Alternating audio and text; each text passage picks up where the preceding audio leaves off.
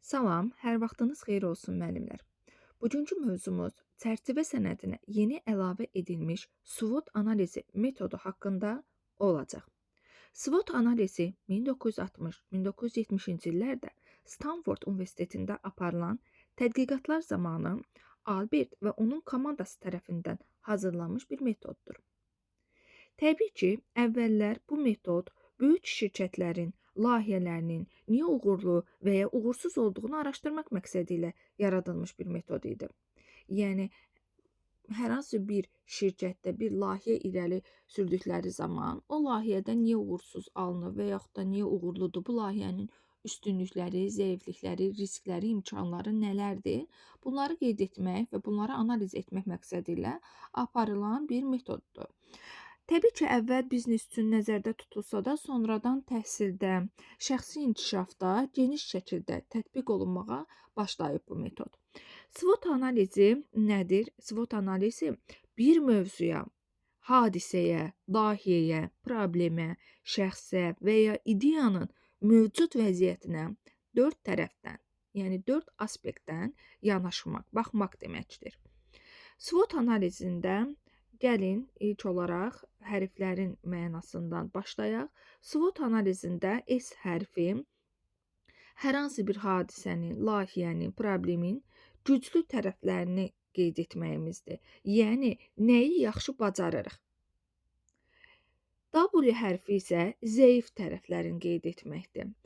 Nədə çətinlik çəkirik?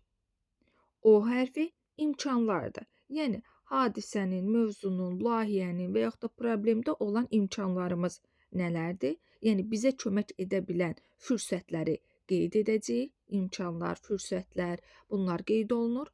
Və T hərfində isə təhlükələr. Yəni, bizi çətin vəziyyətə sala bilən risklər, çətinliklər qeyd olunacaq. Burada S və W hərfləri daxili amili göstəricisidir.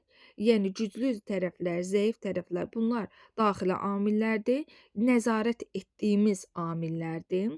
Amma O və T hərfi isə xarici amillərdir. Yəni, nəzarət etmədiyimiz, mühitdən asılı olan amillər nəzərdə tutulur. Deməli, SWOT analizi bu şəkildə aparılır. Biz hərflərə uyğun olaraq güclü tərəflər, zəif tərəflər, imkanlarımız və risklərimiz haqqında qeydlərimizi apararaq analiz edib, təhlil edib, dəyərləndirmə aparırıq. Gəlin nümunə üzərində SWOT analizini təhlil edək.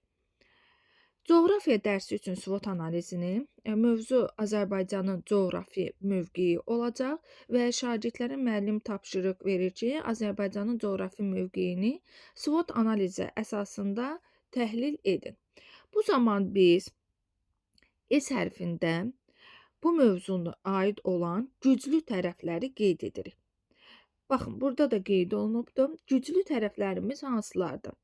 Avropa ilə Asiyanın kəsişməsində yerləşir. Xəzər dənizinə çıxışı var. Nəqliyyat yolları üzərində yerləşir. Müxtəlif təbii ehtiyatlara malikdir. Bu, bizim mövzu ilə bağlı olan güclü tərəflərimizdir.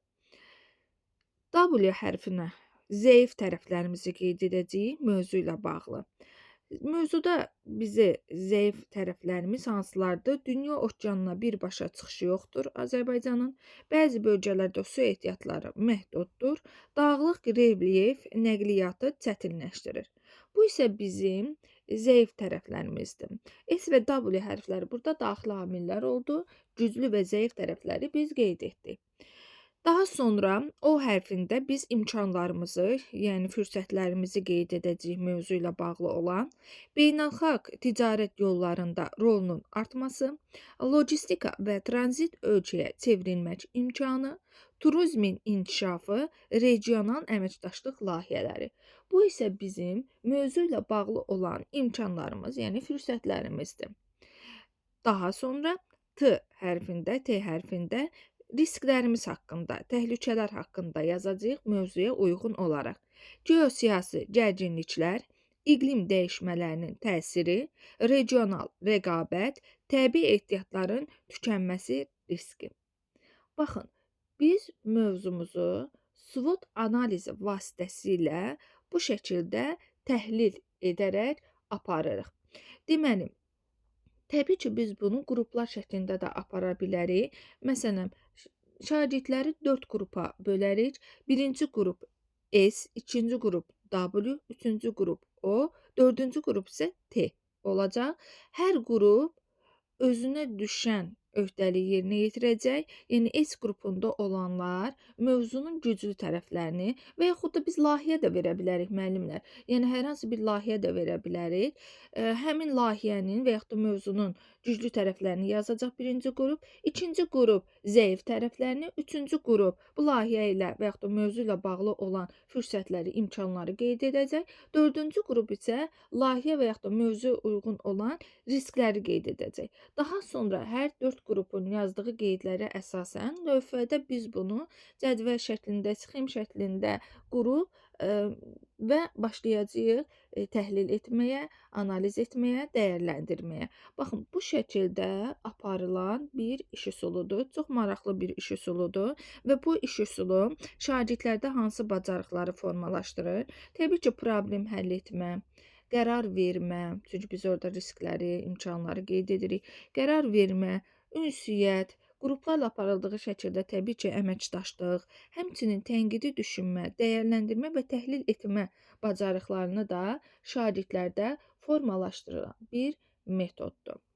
Deməli, bu metod haqqında bilməyimiz lazım olan məqamlar bunlar idi müəllimlər. Deməli, burada bizə əsas lazım olanlar bu hərflərin mənalarına görə qeyd etməyimizdir. Yenə də qeyd edirəm, S hərfində biz güclü tərəflərimizi, nəyi yaxşı bacarırıq bunları, W hərfində zəif tərəflərimizi, O hərfində imkanlarımız və T hərfində isə təhlükələrimizi qeyd edirik.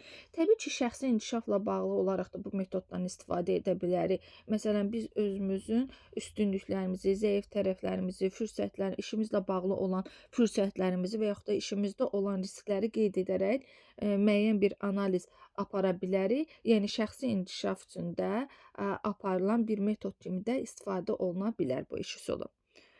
Bu qədər müəllimlər bu iş üsulu haqqında bilməyimiz lazım olan vacib məqamlar bunlar idi.